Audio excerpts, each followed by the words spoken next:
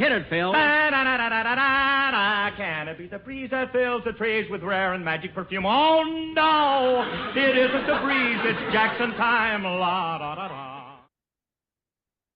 Well, hello again. This is Buck Benny speaking. I am joined by Zach Eastman. Hey, Zach. How's it going, man? Good. And what's your next show coming up for your Ballyhoo review? No, I messed it up again. Yesterday, yesterday, ba-dum remix. No, yesteryear Ballyhoo review. Actually, as of today, the latest episode has dropped, which is the Love Thy Neighbor chat with 4 out of the 5 of us here, but Kathy was here in spirit because we quoted from her book way too much. Not way too much, not enough actually. Frankly, we probably could have gone through other sections of the book and just been there for hours. We should have each just read a chapter out loud, and that would have been the whole thing. But it's already been done. But the next episodes coming up, though, are episode 100 is coming out. That's still a secret. I'll hold true to that, even though this will be released later. The one coming up next, though, is The Web from 1947 with Vincent Price, Edmund O'Brien, and William Bendix.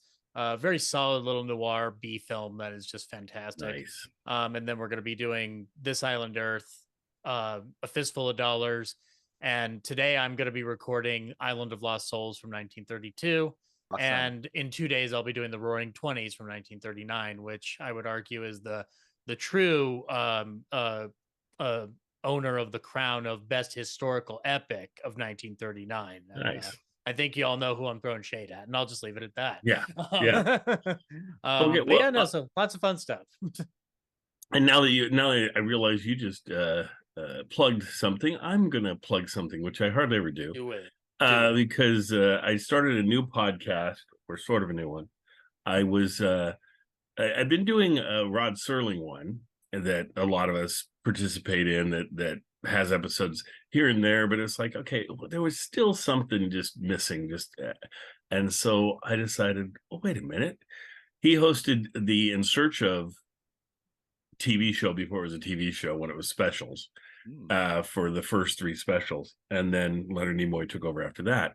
And I have a lot of Rod Serling's, not a lot, I have some Rod Serling stuff in radio, and I have some Leonard Nimoy stuff in radio, and I have the In Search of stuff I like to present. So I thought, I'll call the podcast In Search of Rod Serling and Leonard Nimoy, and just present them kind of ping-ponging back and forth things that they were doing and involved with. And it's kind of a fun podcast. And I had a whole 10 viewers this week, so I'm really happy about that. Expect that to go up. It's always hard starting a new one, because you look at your old one and you're like, oh, 4,000 people a day. And then you look at your new one and it's like, oh, 10. It's like, wow, that's worth my time. But it'll grow. And so, and maybe people will find it now that I mention it here. We also have, go ahead, John. Yeah, my name is John Henderson. I've got a podcast in addition to my This Day in Jack Benny podcast, which I started with 10 people. And like you know, I do it when I have a chance. And over the years, I've grown to a whopping 100 people who listen. So nice. It's called Theater of Thrills. Yes. And it's the spooky old radio shows, but I do a silly intro, like Raymond from Inner Sanctum. Yes. So I have tons of fun when I've got a chance to do that. So, yeah. And I did something similar when I was doing old spooky shows, and I'm so embarrassed of those intros. I hate my intros that I did, because I'm not good like John is, so I'm just bad. It's just bad intros with a bad voice, and so I was posting suspense. I never like indicated what I am, right? Whether it's me or whether it's one of my fake characters or whatever. So I posted one. And I was like, oh no, it's one of those. Fast forward to the beginning. But I need to fix those and that's redo the great the thing intros. About doing it on its own feed, so that way it doesn't roll off your actual feed. Yeah. Yes, exactly. Oh man. Anyway, but that's great, John. So we'll have to tune into that. That's awesome. And then we have Kathy Fuller Seeley here, and Kathy's the newest book, Volume 3, is still coming out? Like, when are we looking at now? Is it still well, I got fall? delayed by some family. Can you hear me? Yes. I got delayed by some family things. It'll be by the end of the summer. Right now I'm chasing down Jack's participation in the Gracie Allen's Lost Brother event of January 1933. Yay, vote for Gracie. Yay! Yeah. Oh, that's terrific, Hope. So it's been great fun to go dig through old newspapers to learn about the ins and outs of the first week of that event, which was a big deal in radio in January 1933, of which you think is the absolute nadir of the Depression. So it was one of the few happy things going on in a very unhappy time. But so that'll be a highlight, another highlight of Volume 3. So am I wrong? Correct me if I'm wrong. Has anybody seen the Gracie Allen murder case, which I think is like the film version of that basic search? It's a Philo Vance film, but it has Gracie Allen in it, no George. I'm just curious if anybody is. I think it's a part of that whole gimmick, or like an extension at some point, kind of like Love Thy Neighbor comes a little bit after or something like that. Right. Of the feud. But like I'm just curious if anybody's seen it, because I've always tried to find it. I can never find it. No, I haven't. And it turns out Gracie and George were busy making films. So this is several years before, almost years before Jack Benny got busy doing it. They were having to go bi-coastal, running back and forth. They were with Paramount making a movie called College Humor, and then appearing on the Guy Lombardo program, and just all over the place. It was when they got to Love and Bloom. Hope and I talked about this, but like a British company like really wanted them to come overseas to make a film, and knowing that they like how much they were stretching themselves back and forth, they're like, yeah that's not going to happen. It's interesting to read the releases, but it's just like, this isn't happening. I know the end of this story. Like, even if they wanted to, how would they do it? That's the question I would have. We also have Hope Sears with us. Hope, how's things going with you? I don't have anything to plug. That's all good. We can plug that you're on with us every once in a while, and it's awesome. I've really enjoyed having you and your input. It's very nice. Thank you. Yeah. I used to have a podcast, all of the classics. You can check out the old episodes, I guess. Oh, there you go. Yeah. That's the great thing. Everything that you've done is always there, That's what I tell myself. I don't keep up as much as I would like to. Eventually, I want to get back to like making some videos and focus on that, but who knows? Who knows? Well, we'll be excited to hear whatever you have coming up at some point. But we love having you here in the interim. That's all great, and I love your shirt. Because the Vote for Gracie was the big thing. It was like the follow-up to the brother search that she does, right? But more like the election in 1940. Correct. So it was like a revisiting of going from show to show to show.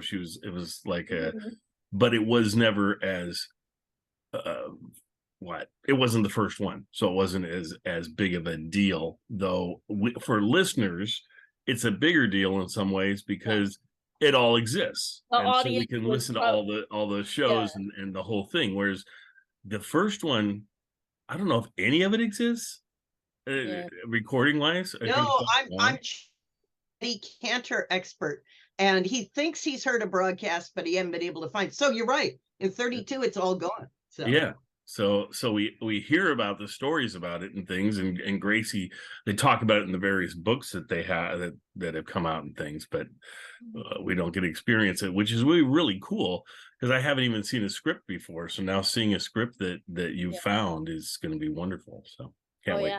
Yeah. I'm a big Burns and Allen fan, so I'm anxious. I'm anxious for that. Yeah. Yep. And it's one of those ones that we might recreate or something. I think that would be fun. Oh, that would be fun. I just did a little quick search update. You can find that movie now, after all, but it is not about the Lost Brother search. But the novel apparently has Gracie's mother and brother. So it's like, okay, so the novel has that, but then the movie's what now? So okay. There we go. Well, she apparently found him, so good. Well, good Anyway. for him. When the movie was made, this was during the whole vote for Gracie, like just before the vote for Gracie stuff happening. So cool. Yeah, Now we because all I've know. been on my edge of my seat for the last 90 years for whether or not she actually found him. So I don't think now she I ever know. really did. Spoilers. Anyway. All right. Well, today let's get started with our discussion of Phil Silver's special that he had with Jack Benny as his guest. And we'll start out by going to let's go with who should I go with? We'll go with Kathy. Kathy, what were your thoughts on that? Well, I thought it was unusual to be filmed in a time in which many of the specials were still live. Yep. Or or present it videotape before a live audience. To present it as filmed, I thought was a little interesting, and I was actually intrigued. I liked Phil Silvers in the opening minutes when he was being sort of the pushback bully of spitting corks at the bad guys. So I thought, wow, a new Phil Silvers, what is this? And then he becomes Phil Silvers. So I thought the conceit of the show was cute, but I thought it went on long for an hour-long show. It's like, is that all you've got? But so that's it. Well, we'll go around and then I'll tell you what the what Variety thought. Yes, we will come back to you. So that's great. Yeah, I was just going to say it's sort of like a skit that you would have within a show, within a special or something that would be your main skit. So maybe a 15-minute piece or something you would do. But it's interesting. I've never seen anybody take a skit like that and run it for a whole hour, and that's the only thing they have. And there's not like any beginning framing or end framing or anything like that too much, and as much as we'd get used to normally. And so it was interesting though. I like it I'm intrigued by it from a television history perspective about the place of the changing place of the special and the variety of forms a special could have back in the day.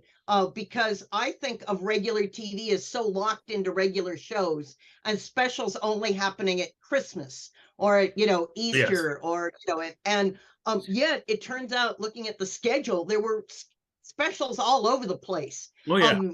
Phil was doing like 2 of these a year, and so to think of the programming and all that it involved and these different forms it could take is interesting from a historical aspect. Yep. So. Agreed. I think another thing it suffers from a little bit is, the pacing now is completely different. We talk about this all the time, but to have this one lengthened skit take the whole show, I think even makes the pacing seem more out of sync with today's pacing. And so you have to be patient and wait for the jokes and things and wait for the story to unfold. And that's a hard thing for us to do these days. Zach, what were your thoughts on it? I loved it. I have never seen this before, so this was a new one. I look at this from a filmmaking standpoint. I think it's kind of cool that a television special was able to basically make a 54-minute movie for television. And Zach, just sorry there, but you look at it from a filmmaking standpoint, that is so unique. I just can't believe you would look at it from a filmmaking standpoint. You never do that. So well, that's what I'm trained to do, buddy boy. No, I think it's kind of unique to have that approach to a special. It threw me off for the first 5 minutes because I'm like, where the hell's Phil? and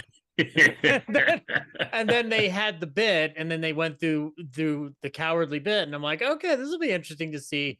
And I kind of liked it from the perspective of building up the like, okay, how are they going to topple him? How are they going to knock this guy down? And then to have Jack come in at the very end, like the tail end, and have it be like, I don't know, like I can't look at this in terms of, like how did a critic perceive this then versus now when it comes to this performance. But I genuinely enjoyed Jack just kind of popping in and having it be, they get the one cheap gag in, and then the rest of it is him dedicated to a character in the similar vein of something he might have been associated with, but it's also something that's more tailored towards what Phil's going for. So in a certain perspective, like this special is offbeat. And given that most specials that we're talking about this week are more in the traditional variety show mold, it was actually really refreshing. So I think that's probably why it hit me as well as it did.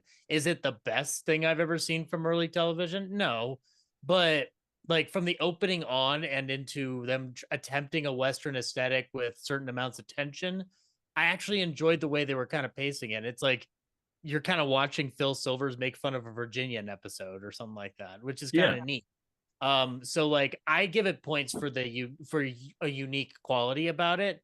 And I do think that like it's kind of like one of the last technical leading roles Jack will ever have in a movie. It's not a movie, but that's a cool, like if they had made that into a feature film and brought him in the last 30 minutes, that's a great supporting role. That's an excellent supporting role that doesn't ask much of him, but he gets to create something out of it. So like from that perspective, I enjoyed it. I will say though that the one drawback that I see to it is that the amount of attempts that they try to break this guy into like pulling out his gun so that they can shoot him dead does get a tiny bit taxing. That's why when Jack comes in, it's kind of a relief because something's going to be different. It needed to change in direction or something, and it got that from Jack. Yeah, but I do appreciate the opening because the opening like sets you up for something completely different. Yes, and then it turns into the comedy. I'm like, oh, you got me. I'm on board. I'm totally on board because I was about to shut it off at one point, going like, maybe this is just the one I don't talk about. But then I was just like, no, I'm good with this. So yeah, this was fantastic for me to watch. Yeah. Well, and I would think I've never heard Jack talk about it in any way, shape, or form, but I would imagine that Jack, after being on so many shows, essentially playing himself on everybody else's special, right? But sometimes he's talked about how sometimes they blow his character traits out of proportion even more than he does on his show.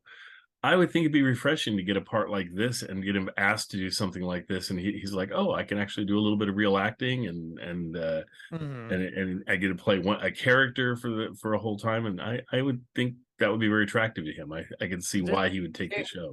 There you go. To have on your tombstone, Chicken Finsterwald. That's what's going on my tombstone. I don't want my real name on it. I need something funny to die with. Well, Hope, what were your thoughts on this one? My thoughts on this one there are very little thoughts because I don't like Westerns and I don't like Phil Silvers. The only Western I can sit through is Blazing Saddles. And so my eyes rolled over. My eyes glazed over for pretty much the whole thing, and I can't remember 75% of what happened. There were some horses and there were some guns and people walking around. I'm really hoping that you guys just carry the rest of the plot because Kathy, is that the review that was written in Variety? My eyes glazed over, and actually, the most shocking review comes from that they put into a big ad going, "Congratulations, Phil Silvers, on this marvelous show." The best review comes from John Crosby, the snarky radio and TV critic of the New York Herald Tribune, who hated everything, and he loved it. He says, "Cowboys. Oh, well, it's a genuine frontier humor, not simply a collection of gags. Silvers played the part of Finster Abyssal, whose family, that's so. It was a lovely spoof of the standards of dramatic and human values. So Crosby loved this thing, and Variety said, when the television comics decided 3 years ago to laugh the Westerns off the air, they forgot to enlist the efforts of Phil Silvers and Nat Hiken. Now, Nat Hiken has a connection to George Burns, doesn't he? So, wasn't he a Burns producer? The Slowest Gun in the West was everything they wanted to do, a little late for their purpose, but good enough to stand on its own as an hour of fun anytime, any place.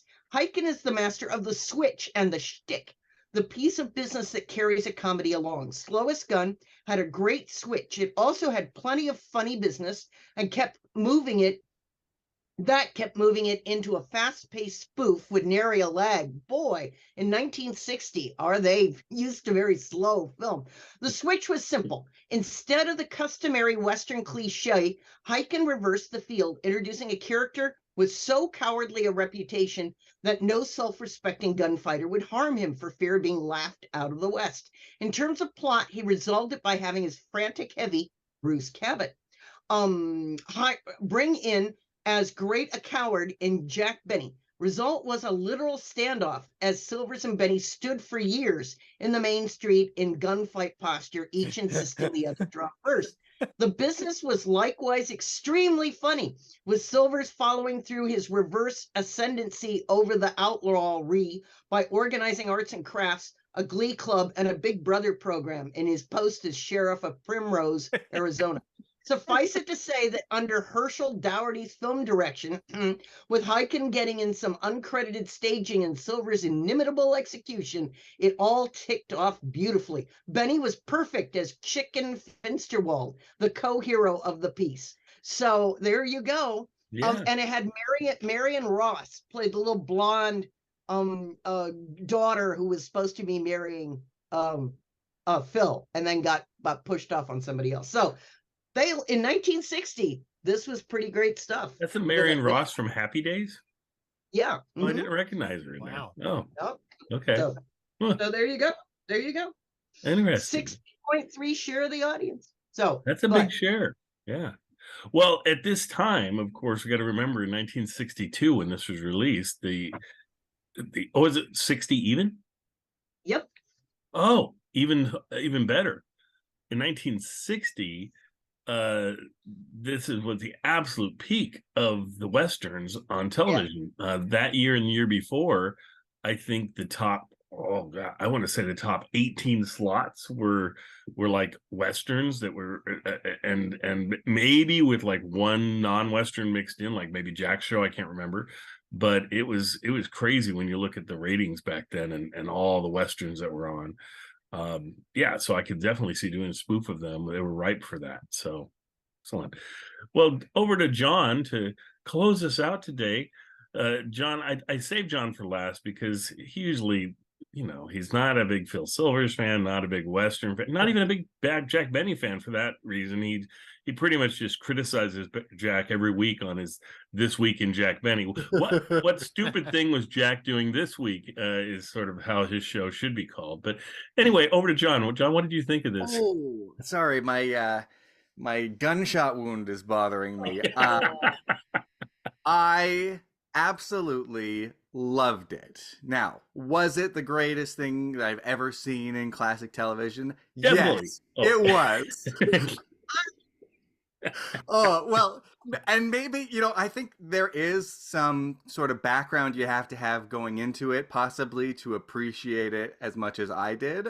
When I was, a youngster, the movie Sergeant Bilko came out with Steve Martin, and that was my favorite movie at the time. I watched it over and over again on VHS.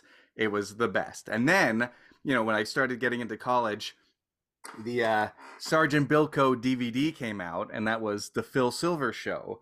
And at first, it took me a while to understand it, to get who the characters were and everything like that. But I did think the fact that I watched the movie so much, it sort of helped me understand the idea of the comedy of the show, to the point where by the end it was my favorite show at the time. Like I love the comedy. I love Phil Silvers and his delivery. And you can see, once you start to really get to know Phil Silvers, you can see his delivery and how that has also become a common Hanna-Barbera cartoon voice that they often do. Sort of that knees and elbows kind of thing. Yeah. I love Phil Silvers. I mentioned before in other podcasts that I've watched the best of Ed Sullivan quite a bit, and he's on there sometimes too. Yep. I always love it when he pops up. So when I watched this and Phil Silvers' name came up in the opening, I was like, oh great, Then about 5 minutes in, I was like, oh, well, maybe there's another Phil Silvers. I wasn't sure. Because it's so sincere, right? And Yeah. I've been watching westerns, and that's probably another reason that I never watched westerns really when I was little, maybe the Lone Ranger, but I've really gotten into westerns in the last year or so.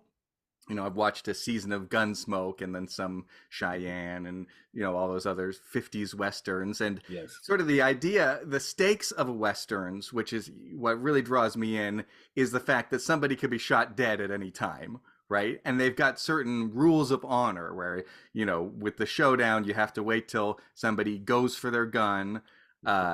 Otherwise, it's dishonorable, right? Mm-hmm. And so that concept is sort of vital to know going into this for it to even make sense. But if you do, it's hilarious. So when we first see, the Silver Dollar Kid or whatever, and you see his boots and his hat and stuff like that, I was just like, I don't know, is it gonna be Phil Silvers? And if so, what's gonna be happen? So when they do reveal it, that was delightful. And then when he does his thing with the guns on the table and taking his glasses off, yeah, and he's like I thought 4 this feet was away gonna from the guns, and Yeah. I'm ready now. I thought it was so just the thing that's great about Phil Silvers is his delivery and his enthusiasm and I thought he was gonna be one of those characters that's like faster than everybody, and that was gonna be his shtick. And then the fact that at the end it changes, and then at that point you've got this dilemma of how is he going to get out of this situation? They put him in these situations that are impossible situations. The bad guys have figured it out. There's no way for him to get around it. And then it's like Sergeant Bilko, his sort of gaming the system and a clever way to get out of the problem with his unique ability to, talk his way out of anything. Mm-hmm. Every next one was even funnier. And to have a thing that I watch where Jack Benny is the cherry on top, rather than the best part of it, then it's going to be an incredible special. And Jack Benny is great. It's the perfect balance of it is his character, but also it doesn't have to be his character. Mm-hmm. So yeah, 10 out of 10, loved it. Nice, right on, yeah, nice, great, John. And I too think anybody who watches old westerns would appreciate this more than other folks. And so since it was on in 1960, I could definitely see how it would be a big thing then and very much enjoyed. So yeah. I kind of want to know how Quentin Tarantino feels about it now. I think that's the question I have for him. Yeah. Go to a Q&A. Just be like, what's your opinion on Slowest Gun in the West? Yeah. Like Jack Benny, he's always got this motivation, right? Like Jack Benny's cheap, but he never wants to be seen as cheap. Mm-hmm. So in this one, Phil Silvers is a chicken. He's yellow, but he doesn't want to be seen as yellow. And he always, the fact that he's at his wedding dance and then the guy comes in, he's like, well, you obviously must love her more than anyone else. Just these clever ways to get out of it, but then still try to save face. Right. I thought it was brilliant. Yeah. Yeah. No, that's great. That's great. Well, and since we're talking about a little bit about westerns, I thought I would mention that over on Paramount Plus now, if you get Paramount Plus, because maybe you're a Star Trek fan, because they have tons of Star Trek over there, but they also have recently loaded up Gunsmoke. So they have seasons 7 through 20 of Gunsmoke. So all the hour-long Gunsmokes are over there, and beautiful copies of them, and some of the best looking I've seen the show. And I will say that season 8 through I think it's 11 are some of my favorite. No, 8 through 10. 8 through 10 are the years with Burt Reynolds on there, and I love Burt Reynolds interplay, and it's when they have both Chester, played by Dennis Weaver, and they also have Festus on there, and they don't overlap. They overlap by essentially those 3 years, and so you'll see different, and they're all sort of his deputies in different ways. And there's one episode that exists that focuses on the three of them all together in one episode. And you'd think, in a 3-year period, you would have more overlap than that, but there's actually just one episode where essentially it's about Matt Dillon being gone, and the three of them have to get together and do things. So that's a fun episode, and there's so many fun episodes in there. So I would highly suggest those. And then if you don't get Paramount Plus, they're also, I think, free on something like Pluto TV, or there's something where there's ads built in, but you could watch it for free. So if you just search, if you got a streaming platform search thing, then you can search for it and you'll probably find them.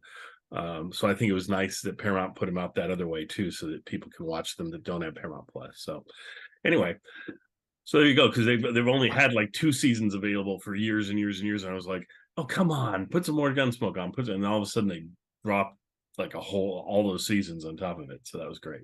Well, I got 4 seasons on DVD. I got 2 early seasons, then a middle season, and a late season.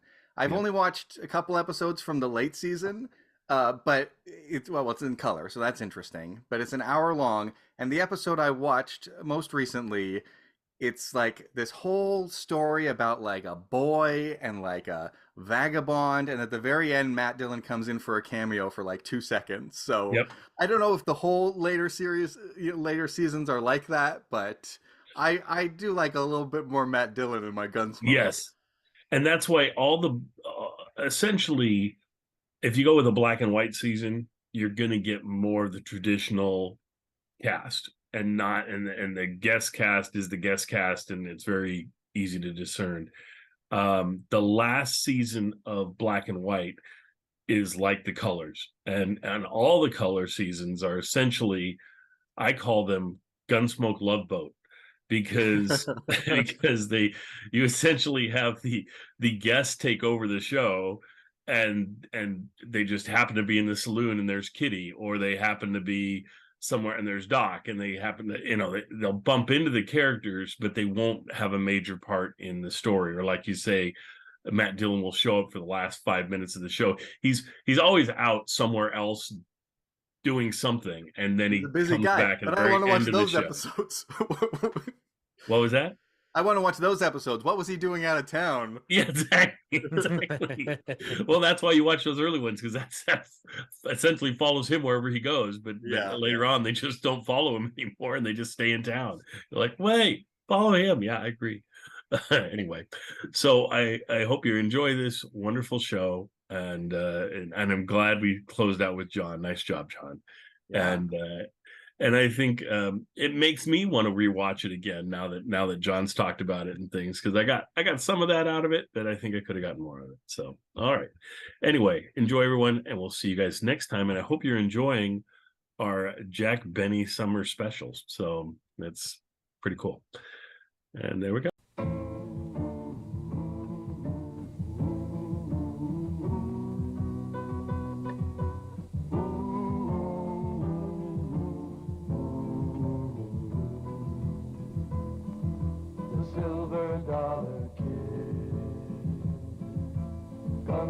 Gunmen, time grows short, run or make your bid.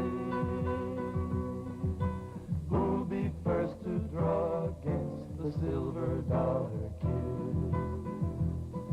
The $silver kid. He travels fast, he travels light, going in the west for a showdown fight for a cause that's right. So look the other way, or stay and make your play. Gunmen, say your prayers like all the others did.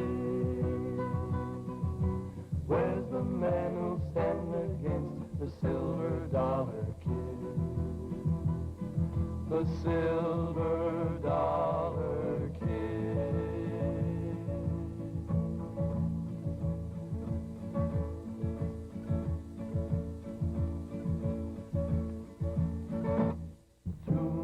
Standing in the high noon sun, their pride says fight they must.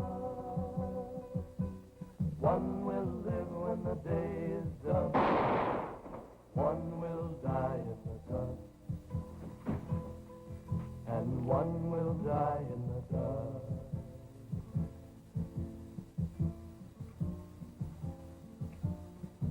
Let's go to Dodge City. That was the toughest.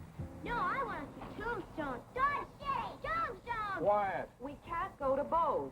You folks want to know what was the toughest town in the Old West? I promise the kids. The toughest town, huh? Yeah. Mister, you're in it. This town? Primrose, Arizona? This town, Primrose, Arizona. You kidding? No, Sonny. You see, when they cleaned up all those wild western towns and established law and order, all the famous gunmen, the killers with the big reputations, wound up here. There was Billy the Kid Blake, Wild Bill Monk, the notorious Dalton brothers, Ike and Jake, Doc Henley, Judd McCoy, and of course there was Nick Nolan. He took over Primrose, and if anybody got in his way, there was Black Bart.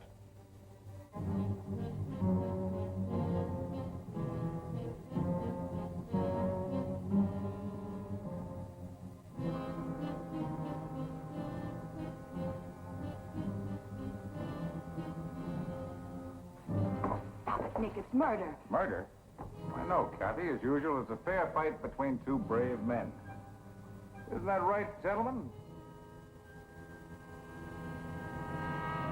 Draw, you yellow dog, or get...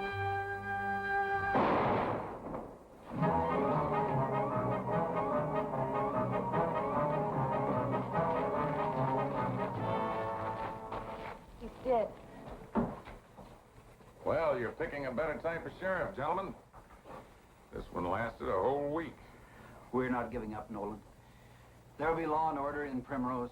Someone will come and clean out your rattlesnakes so that decent people can settle here. There must be such a man somewhere. Somewhere.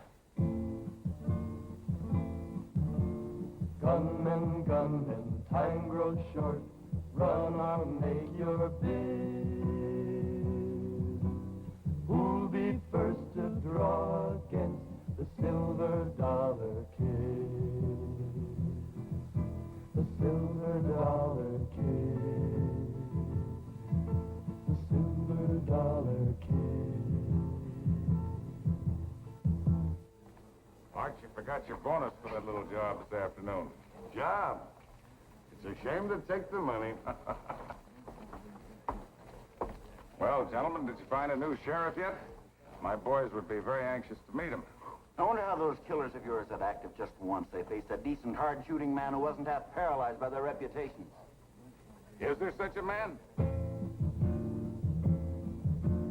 Gunmen, gunmen, say your prayers like all the others did. Where's the man who'll stand against the silver dollar?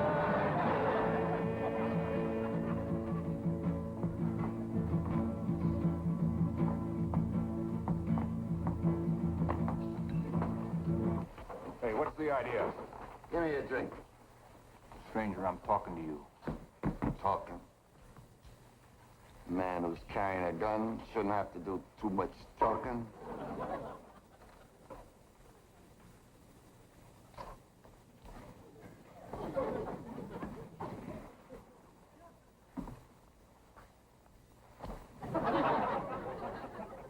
What's the idea? I asked you for a drink. I didn't ask you for a glass.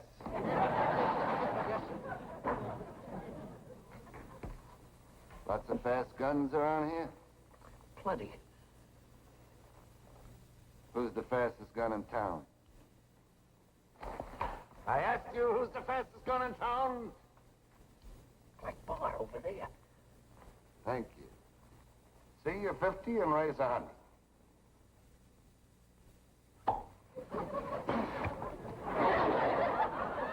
Who did that? You?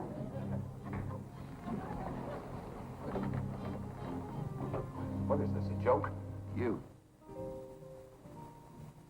Come over here. Where's this guy? You. Come over here.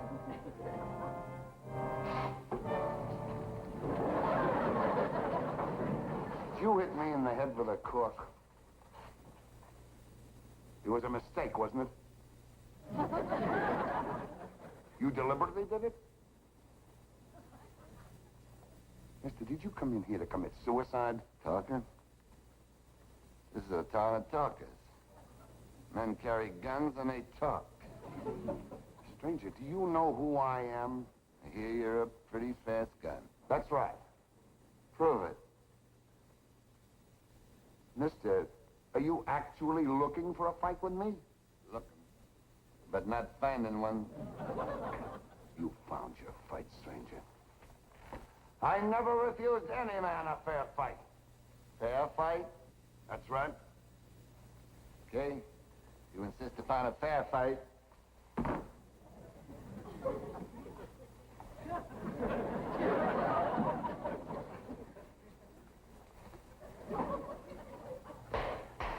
Draw!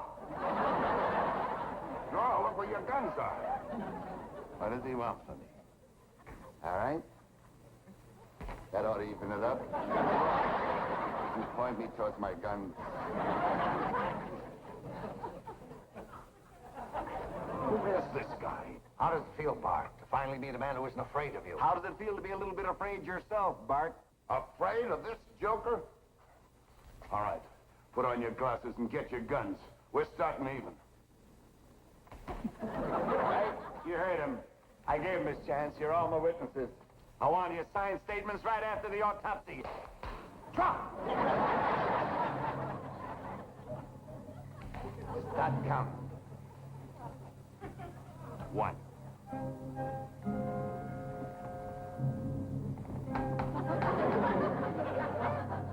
2. You crazy? What are you doing? What am I doing? Meeting an egg, that's what I'm doing. I'm counting. We start shooting on 3. You're only up to 2, aren't you? Plenty of time. Bartender, so. He's got plenty. Who is this guy? What's the matter, Bart? Yeah, Bart, what's the matter?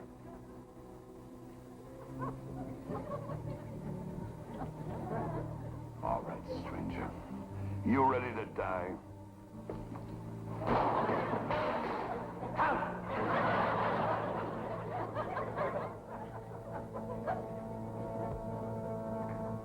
1.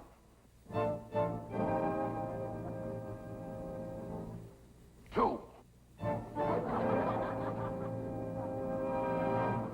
Don't shoot! Don't shoot! I'm only fooling. Please, Mr. Bart, don't shoot. Stand up and go for your guns, you other dog! No, I like you. I can't. It was his eyes. I like him. You dirty four-flusher! No, please, give me a chance. Bart, let him go. Can't you see he's a She coward? makes sense. Listen to her. She makes sense. Go for your gun. How can you explain it? Suddenly you like somebody. You hit me in the head with a cork. Oh, poor little head. I'll make it well. No, stop that. Go for your gun. No, please. Guns. Bloodshed. Can't men live peacefully together? Shut up and fight. Fight? What does fighting ever prove? We're not living in the Middle Ages. Shut up. What are we, animals? We're highly civilized. Why? I like you.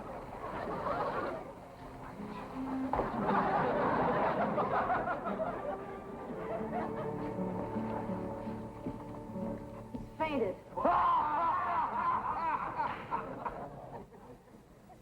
A disgusting thing to see, Mayor. It's hard to believe that any human being could be so craven. Will somebody help me get him upstairs? Always the Florence Nightingale, aren't you, Kathy? Here, somebody take his hat. Get up, you dirty yellow dog, and fight. Bart, come here. No man says what he said. The man lives. Think of my reputation. Your reputation? Why, if you so much as winged him, your reputation as a gunman would be finished. What do you mean? You know who he is? No. Silver Dollar Kid. That's right.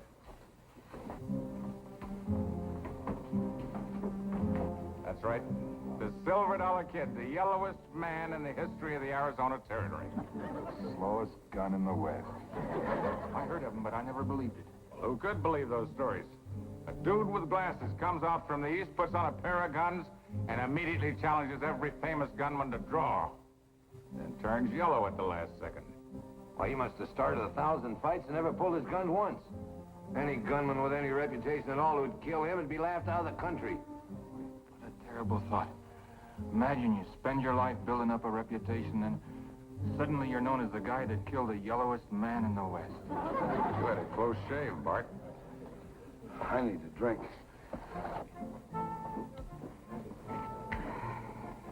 Corporal Walt.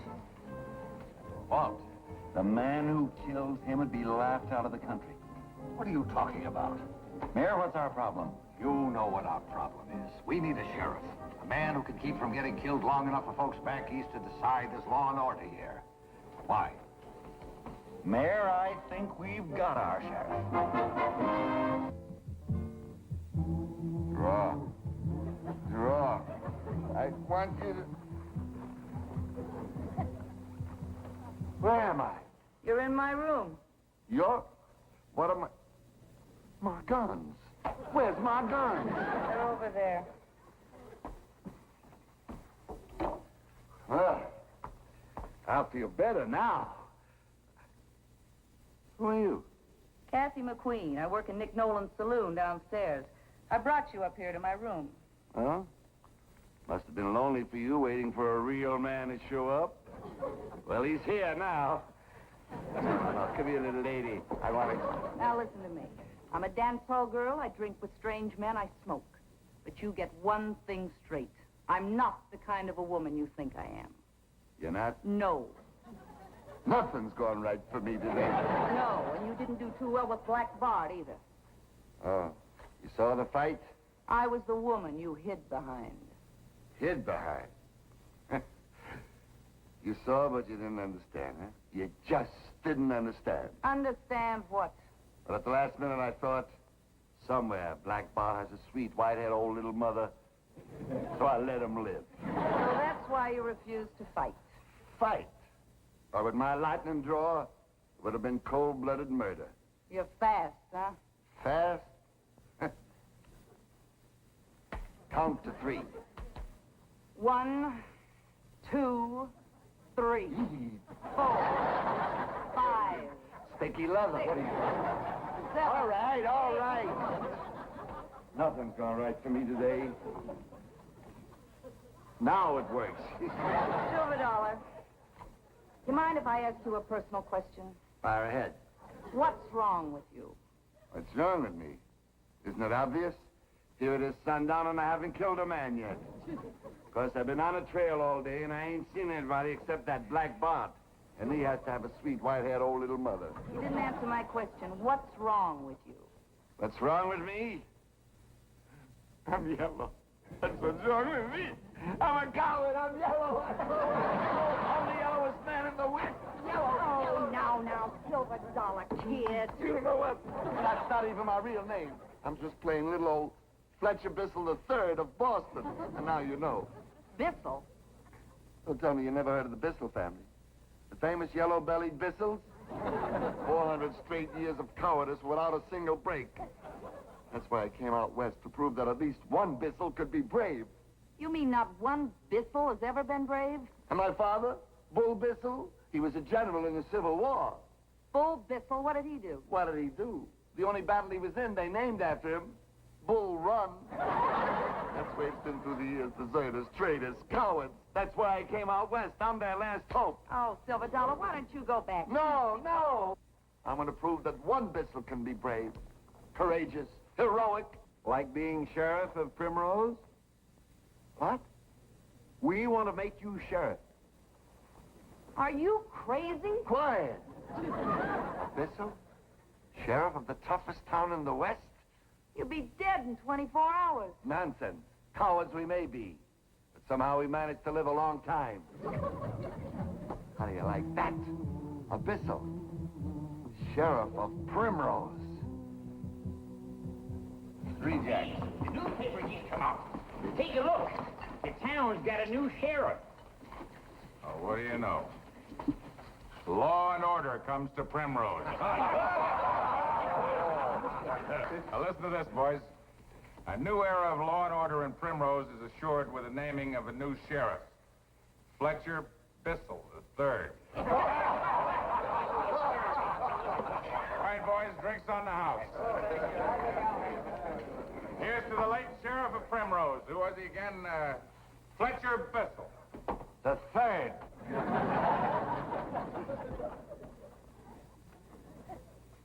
Now you hear this. Until now, Primrose has been a rough and a dangerous place to live in. Now, you men are entitled to protection, and I'm here to see that you get it. How are you? Now, men, there's going to be law and order in Primrose. Now, gentlemen, I've lined up a civic program for Primrose.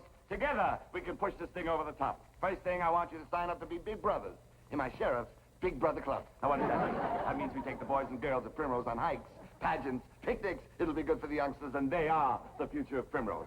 Next thing on hand, I'm instigating a clean-up Primrose campaign. Now, fess up, gentlemen. You've been messy about leaving your horses in the street. I noticed these little things. Another important item. You're all to join the Sheriff's Art and Crafts Club. I've arranged for a squaw from the Indian village right outside of town. She's coming in on Tuesday nights to teach us beadwork. That'll be good for you sharpshooters. Keep those pupils dilating. Next, we have a very important item, archery, with the main competition to be held on the 4th of July. The lucky winner to receive one of my silver dollars. Not bad, huh? One of the sheriff's silver dollars. How's your mother? My mother? Oh, she'll be proud of you, Bart, on Mother's Day when you bring her a pair of moccasins beaded by your own hands. I expect you there. Tuesday night, you ask for laughing water. Here's another item. Thursday nights, behind the general store, we'll all gather for the Glee Club audition. And you're my first tenor. Tenor? Don't fight me on this. You're the tenor. Now, I'm going to need a bass voice. I'm hold auditions right here. You look like a robust type. Now, sing it nice and low and robustly. Now, sing. Primrose City's gonna grow. Let's go. Primrose. Come on now. Don't be shy. Let's wait your mouth. Where is it? Don't hide on me. Now, sing it. Primrose City's gonna grow. Let's go. Excuse me. Pardon me, but there's a little ceremony that we have to perform, Sheriff Bissell. Sheriff Bissell, you stop that. I'm Fletch. Just plain old Fletch. All right, Fletch, it's just a little ceremony that we perform for every new sheriff. Usually we wait 2 or 3 days, but in your case, we're going to make an exception. Oh, charmant. Charmant, that means charming. All right, Ike, it's your turn to perform the ceremony.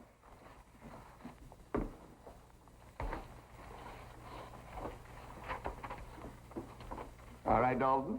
Cat's got your tongue. Oh, don't be shy with me. Don't let this impress you. I'm just plain folks. I can't do it. Your turn, you got to do it. Look, Nolan, I got a reputation to protect. I killed 32 men, but I give every one of them a fair draw. He won't draw his guns, and you know it. Sure he will. He's all steamed up about being sheriff. Just provoke him. He'll draw. Go on.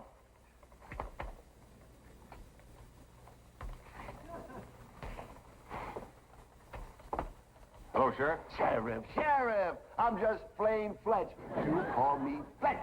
I'm calling you a yellow dog, a dirty, crawling skunk. That's what I'm calling you. Now, see here, Dalton. I'm giving you 10 seconds to take that back, or you're going to suffer the consequences. I ain't taking none of it back. All right. You asked for this. You're out of the Glee Club. No more tenor for him, you. I want to hear your voice later. Sheriff, you're a disgrace to Primrose. This man's insulted you. And I punished him. You punished him? Oh, yes. Wait till he finds out that the Glee Club goes on tour singing in Tombstone, Dodge City, and he has to stay home because he's been naughty, naughty, naughty. Why don't you drop Mumsy a line? I want to hear these voices, man. I want to hear you sing. He's got to be killed. Jake, take him. I got some pride. I ain't gonna be remembered as the man who shot the $silver kid. Primrose City's gonna grow. Primrose City's gonna... You sing Primrose, Primrose. Now try it. And don't you listen to me. Primrose City is gonna grow. Give me the rolling back. Primrose. This is bad for your voice. Out. Now, Primrose City, why don't you follow what I'm telling you? Why don't you? All right, Bart. Looks like you've got to do it again. Bart? I ain't seen Mumsy in 20 years. All right, you prima donnas. If your past reputations mean more than your futures, I'll do it myself. I don't care whether he draws or not, he's getting it. Primrose City's gonna grow. Bissell! Bizzle! Fletch? Coming! You made fools of us long enough. Now, I don't care whether you go for your guns or not, you're getting it. Draw. Stop! Now, you listen to me. I'm saying this once and once only. If that gun isn't down by the time I count 3, Yeah? you're out of the Big Brothers. Go get it, you yellow dog. I'm Please, shooting. don't talk when I'm trying to count. 1. Well, stop looking at me like I was dirt. 2. Somebody's got to do it. 3.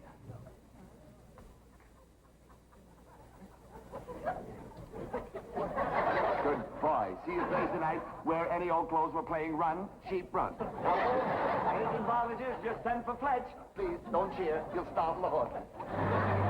How are you? He's got to be killed. He's got to be killed. It's him or it's us. That's how the Silver Dollar Kid got to be sheriff of Primrose. Well, the oil's changed, sir. Oh, how much do I owe you? Let's see that. Check your spark plugs? No, thanks. Imagine, they couldn't get anybody to kill Sheriff Bissell. That's right. Until they brought in Sam Bass. Sam Bass? You mean the most famous gunman of them all?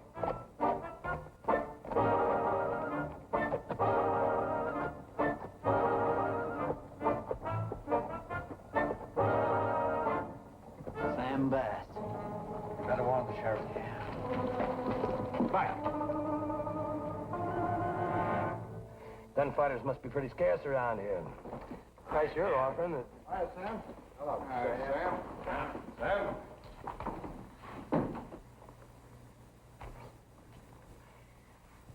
You got the slickest guns in the West right here in town. And you sent for me? Just who is this Silver Dollar Kid? Oh, look, Sam. Well, just how fast is this guy? Sam, you got nothing to worry about. Just remember one thing. When he says draw, don't wait. Fire. Well, I haven't had a fight yet where I didn't give a man a chance to go for his gun. Oh, now, Sam, don't ask me why, but you can't wait for him to draw. Fire. Well, just how fast is this Silver Dollar Kid? You're getting paid $10,000 to find out. Just don't wait for him to draw.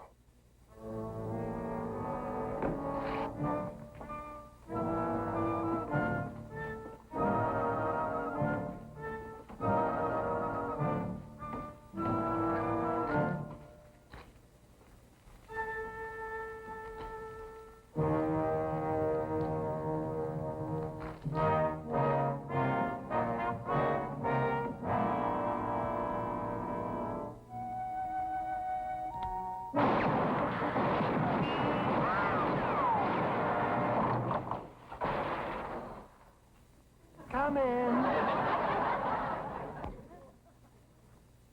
Come in. Come in. We're right in the middle of beadwork class. Perhaps you'd like to join us. Oh, I do hope the registration isn't closed. We're lucky to have her. She's a wonderful teacher. There's such a shortage, you know. Hello there. You're Sam Bass. Recognize you from your picture. But how I did is beyond me. I must apologize for the sloppy work our government printing press is doing. You see the pictures they send in on Billy the Kid? Horrible. Are you the sheriff? No! Never use that word, Sheriff. I'm just Fletch. Plain old Fletch. Fletch. Are you the Silver Dollar Kid? Oh, that? They used to call me that when I was in action. Well, you're in action now. Draw. Stop! Stop! Look at your hands. My hands? Damn. They're a dead giveaway. I refuse to shoot a man whose hands show me that all he wants is love and understanding. My hands? Oh, come on. Stop kidding, Sam. I know that you're an incipient psycho love depressive, but I give you my word, it will not leave this office. Manatrik Uzna. Sam, there's help on the way. Right now in Vienna, there's this 18-year-old boy, Sigmund Freud. He has the answer. Who? Sigmund Freud. He can help you, Sam. He don't even have to know you. All he'd have to do is look at your hands, and he would know that you're a victim of an over-emotional ego fighting an underdeveloped id. Oh, this all came out in the debate that Freud had with Spinoza last year in Budapest. Was that a night to remember? Will you ever forget that night? This young scientist, Sigmund Freud, came out with theories that startled the scientific world. Freud was so sure that he had the right path, and he tried to give these knowledges, fighting him all the way. What did Spinoza do? He yelled, "Fraud, Freud!" See the play on words, the inner complex? Fraud, Freud! This did not startle Freud. He said, "Sir, have you ever had a complex of hatred and a dream bedlam? Did you ever wake up in the morning and say, what has confused me? What has confused you? Sex! Sex has confused you!" And Spinoza, an old man at the time, said, "Well, perhaps when I was younger." But no, Freud said, and then he came out with theories which would help you, Sam. You of all people. He would know that when you make this threatening gesture with your hands, which seems to say, "Kill! Kill!" you are only saying, "Love me. Love me." Sam, you're just a lonely, frightened little boy. These are not your guns, Sam. They're your teddy bears. Teddy bears? If you need help, come and see me.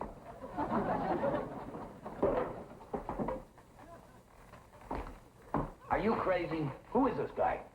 Our people call him Chogobu Umolko Ug. Now, what does that mean? Man with voice of lion and heart of mouse. Oh, I heard that. Just for that, your tribe cannot have a float in the 4th of July parade. Heart of mouse. Could it be your yellow? Oh, Sam, we're not discussing my problem. We're discussing your problem. Why don't you write Sigmund? The address is 1200 Fliegerplagerstrasse, Budapest. Send a self-addressed... Shut up! Their reputation was too good for those guys. And they want to put an end to it. They want some shooting, they'll get some shooting. No, no. I forbid gunplay in Primrose. You and your big Indian mouth.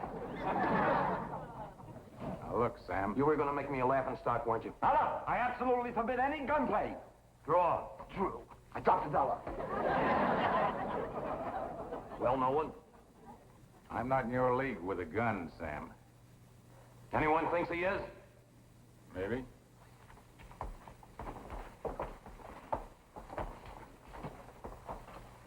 Welcome to Primrose. I guess it must be true what we heard about your new sheriff. He must be wonderful. It sure is a nice, quiet town.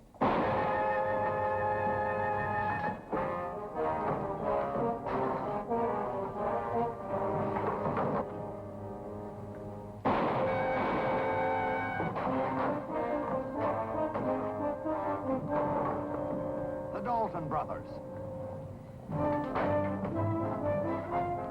The great Sam Bass. My teddy bear.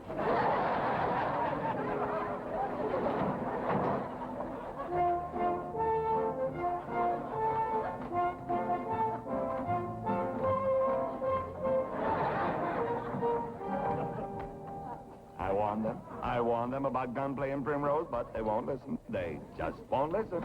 Oh, be sure and wire the federal marshal about that $10,000 reward. We'll use the money for building the new clubhouse. My design. Stucco, red tile, Spanish. Oh, no, don't fight me on this. We're going Spanish all the way. Well, what have we got here? Here I am, girls. This is what you came west for. Oh, Sheriff Thistle. See, you're all right. These your young'uns? Yep. Good show. Adore me. I love calico. Love it.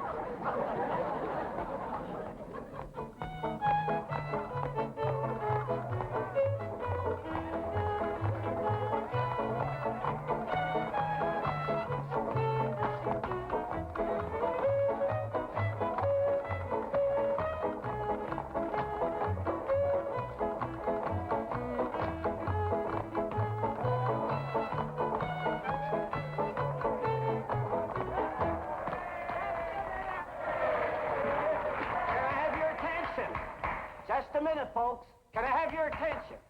I have the honor of announcing the engagement of my daughter, Elsie May, to the man that brought law and order to the toughest town in the West and made Primrose a haven for decent folk. Sheriff Fletcher Bissell III.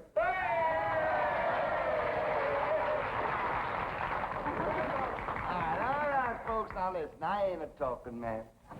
But Elsie May, he is my woman, and anyone who says different will answer to my two friends. My shooting iron.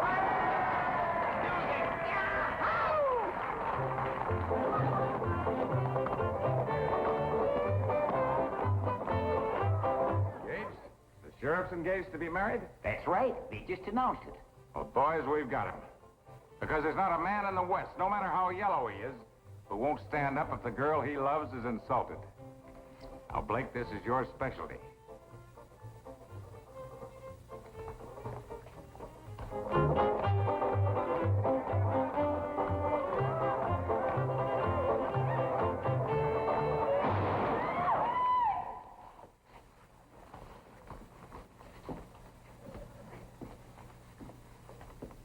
All right. What do you want, Blake? I'll show you what I want, Sheriff. I want her.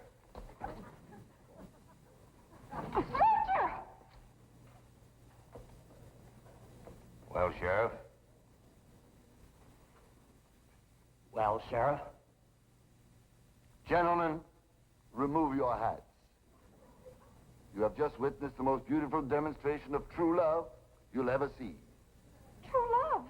Elsie May, Mr. Blake here came in here with so much love in his heart for you, he was willing to face certain death, my guns, just to prove it. I'm engaged to you. You're a lucky girl, Elsie May. I thought you loved me. I do. But compared to him, I gotta step aside. You're gonna let him get away with it? Why, the easiest thing to do would be to gun him down. But I'd rather step aside than be known as the man who snuffed out this great love. Mr. Bissell, you're gonna regret this to your dying day. Come on. Wait a minute. Don't you speak to me again. Come on. Wait a minute, Blake. There goes my love. It took a mighty brave man to do that, Sheriff. Thanks, Dad. Leave me with my broken dream. Don't cry, Sheriff. Comfort me.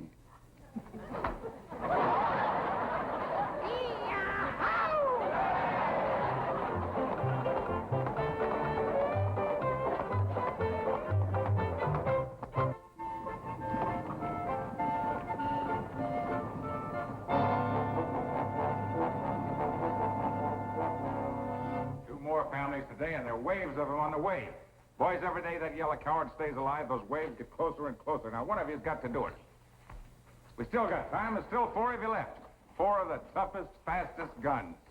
William, didn't I tell you to stop hanging out with these bums? Hold on, Elsie May. We're due at the church picnic. If I ever kept you... Elsie May, for Pete's Oh, they're dropping like flies. This was going to be our town, and who stops us? The yellowest coward ever to show his face in the West. Nick, don't be sore at us for not shooting him. Well, we just couldn't do it. Guy that would shoot that yellow dog would have to be as yellow as him. Say that again. Well, all I said was to shoot that yellow dog. We'd have to find somebody as yellow as he is. That's it. It's a pretty tough order. Think there must be someone. There was a guy down in Tombstone. Now I remember his name. Chicken Finsterwald. Chicken Finsterwald. What did he do? Don't ask me to repeat. Go on. He shot an 84-year-old woman. He shot an 84-year-old woman. In the back. Back. That I know. When he heard that she'd recovered and was looking for him, he hightailed it out of town, went north. Well, get him. What? Why, any man would shoot an 84-year-old woman in the back and then be afraid to face her in a showdown is our man. Where is he? Find him. Find him? I don't even know what he looks like. Haven't you got a clue? Something. Yeah, now I remember. He walks like a duck. Well, get me this chicken that walks like a duck. Go on, get moving. Let's find it.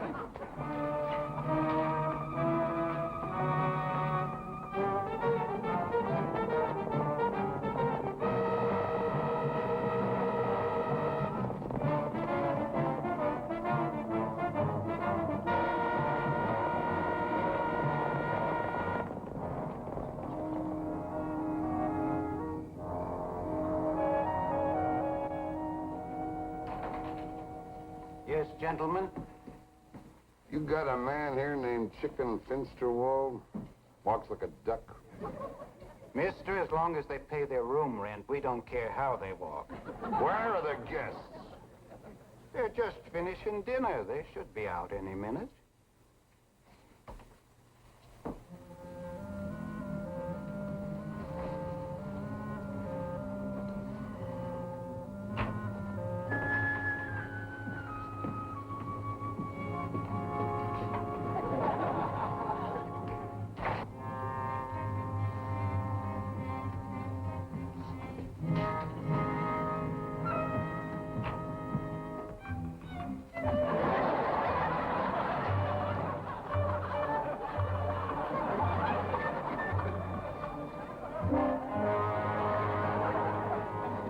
Here's your weekly bill.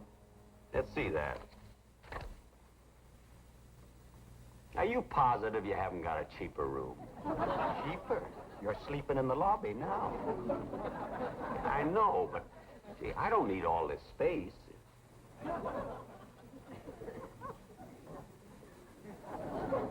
Who are those fellas? I didn't ask them.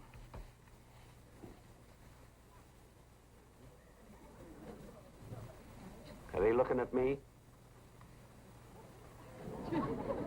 Well, if they're looking for trouble, they're not going to get it. Remember, if they start anything, I'll faint. See, and you take me up to my room. You're in your room. Oh, yes. Oh, well, anyway, this doctor says to me, he says, now look, he says, with your heart condition... Excuse me, have he you says, got a room? anything is... Oops! I'm terribly sorry. It was my fault. Excuse me, sir. I didn't mean to jostle you. Really, it was an accident. Please don't hit me. Now, really, Bartley, you're such a clumsy oaf. Please don't be hard on him, sir. Shame on you, Bartley. Well, please accept my apology, sir. All right, but don't let it happen again. You got off lucky this time. Well, please don't be mad at Bartley, mister. I'm such a lout. We just want to be friends. All right, how about a friendly game of poker? Oh, good. He likes us. Yes. What shall we play, sir? 5-card draw, usual rules. Jacks are better to open. And I gotta win. Any objections? No, sir. No, no. All right, hand you $1. I'm in. I'm in. I'm light.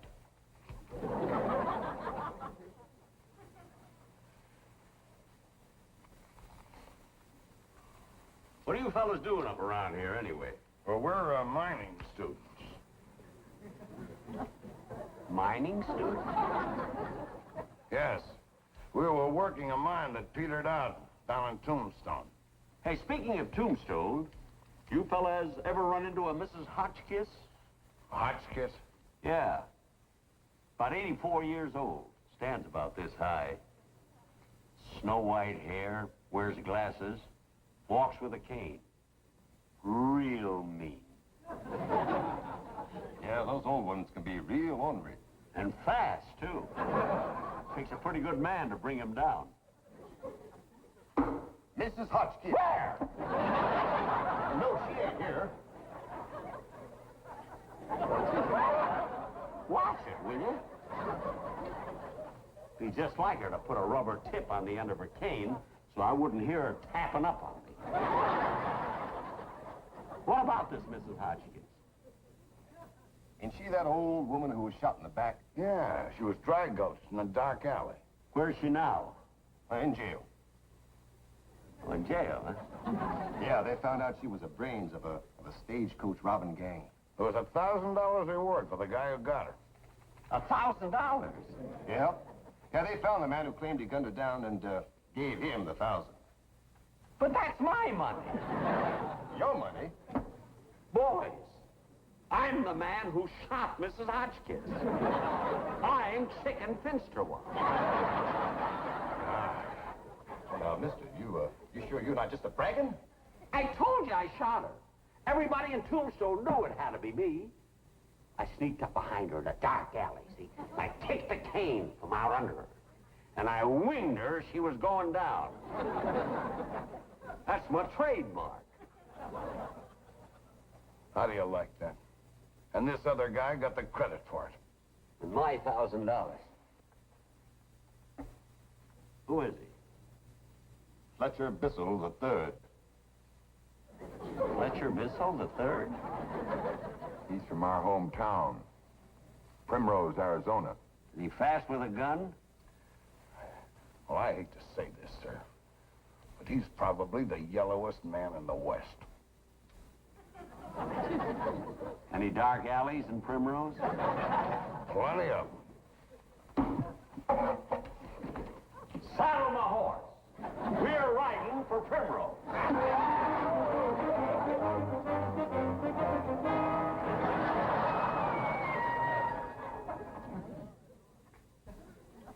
And he shot this little old lady in the back? Yes, Sheriff. Oh, I know we've had our differences, Fletch, but when I heard what had happened to poor Mrs. Hotchkiss here, I brought her all the way down from Tombstone to see justice done. Because that's the kind of a sheriff I think this town has now. Now, folks, now listen to this. I'm taking a vow.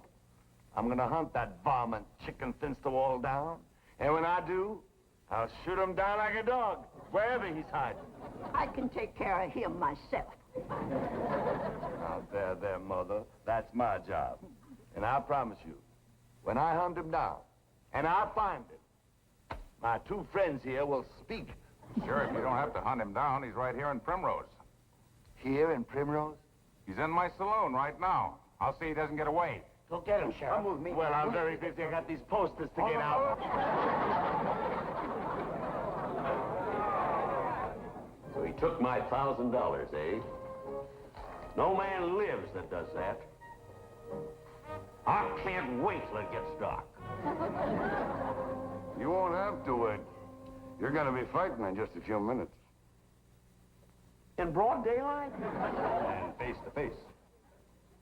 Face to face? What are you talking about? That ain't my style. I'm a Batman. Listen, Here he comes, when I got here. The sheriff's on the way. What's all this face-to-face nonsense? Well, that's the way it's got to be. You shoot him in the back and it's murder. They'll form vigilante groups. We'll be all finished here. Here he comes. Wait a minute. No.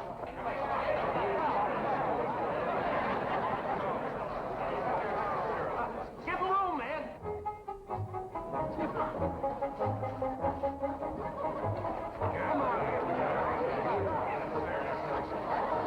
Well, Mrs. Hotchkiss? That's the man. Stop her. Stop her. Take her to her. Well, don't just stand there. I mean, somebody cover her. All right, she's covered. Sheriff, do your duty. That's Chicken Finsterwald, the dirty coward who shot this dear little old lady in the back.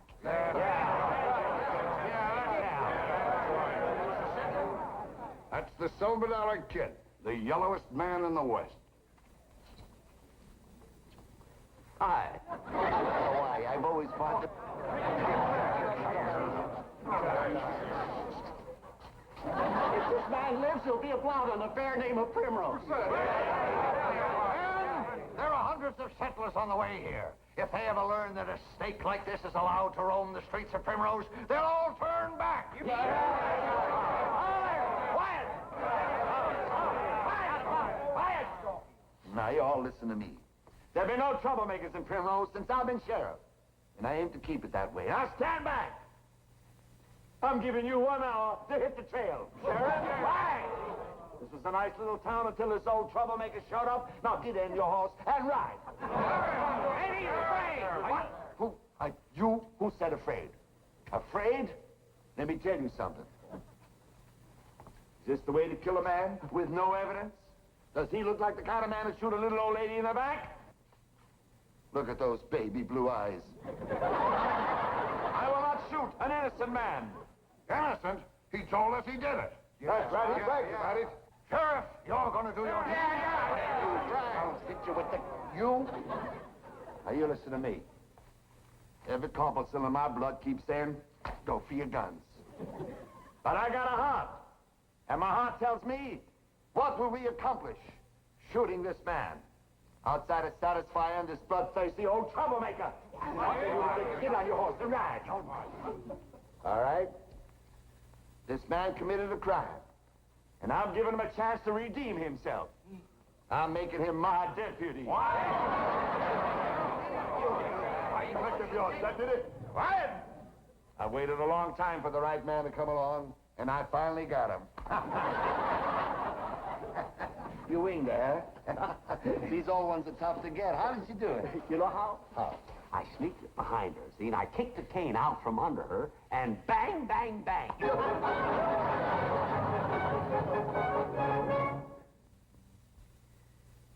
First, a blue bead, then a red bee. That's it. Now you're getting it. See these? Yeah. Had laughing water make me up a gross. Showing a small profit, but very nice. Well, town's getting to be pretty quiet, ain't it? Yep. All because two men faced each other and found friendship. Yeah. Fletch. What, is it, chick? I gotta get something off my chest. Go ahead. I didn't like you at first. You didn't? No.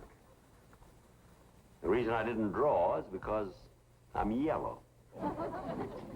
I got something to tell you. What is it, Fletch? I didn't like you at first either. You didn't? Only reason I didn't draw on you is I'm yellower than you are. Now, wait a minute. There ain't nobody yellower than me. I come from the yellowest family that ever lived. Oh, you don't know what you're saying. You must have heard of the Bissell family. The yellow-bellied Bissell. Yeah. Amongst us Finsterwalds, your family was known as the line-hearted. Now, see here, chicken. I've taken all I'm going to take from you. I'm not going to stand here and have you insinuate my family weren't yellow. That's all we got left. Anytime you say that the Bissells are yellower than the Finsterwalds, you're a liar. Now, I never drew my gun in anger before, but I'm warning you. I'm going to be in the middle of Main Street at high noon in my shooting clothes. Now, you come ready to apologize, or you'll be ready to draw. You got yourself a fight.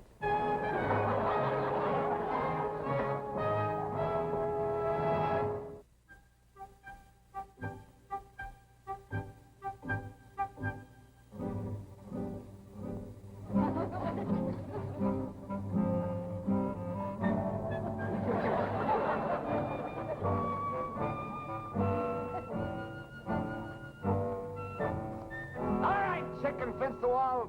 I'm calling you out for a dirty, rotten liar. Are you man enough to make your play?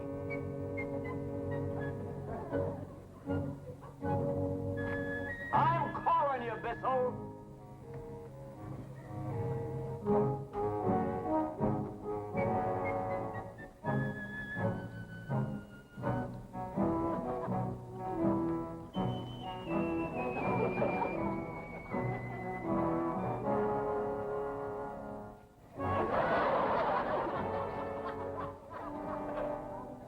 All right, you lily-livered snake. Draw.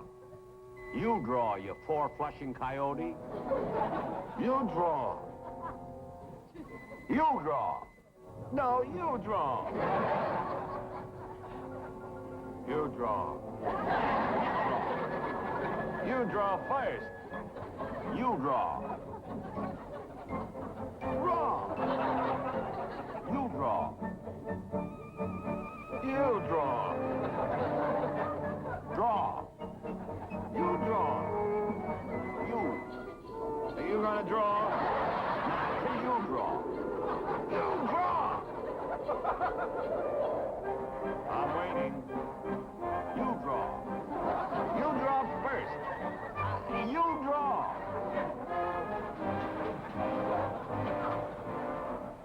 That's how Fletcher Bissell, the Silver Dollar Kid, cleaned up the toughest town in the Old West.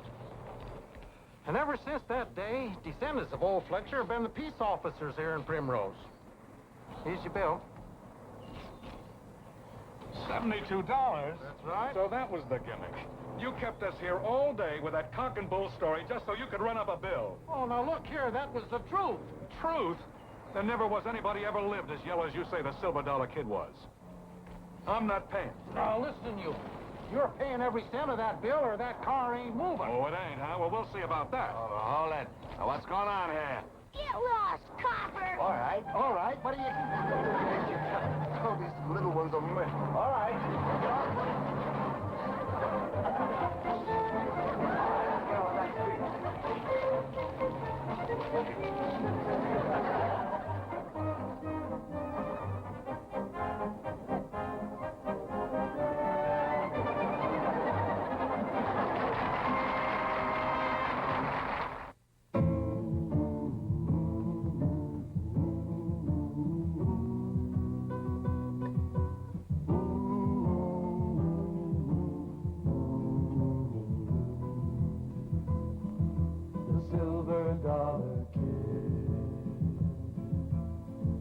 and gunmen, time grows short. Run or make your bid. Who'll be first to draw against the silver dollar kid? The silver dollar kid.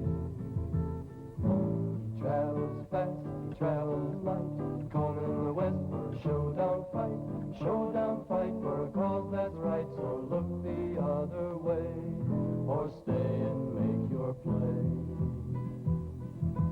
Gunmen, say your prayers like all the others did. Where's the man who'll stand against the silver dollar kid?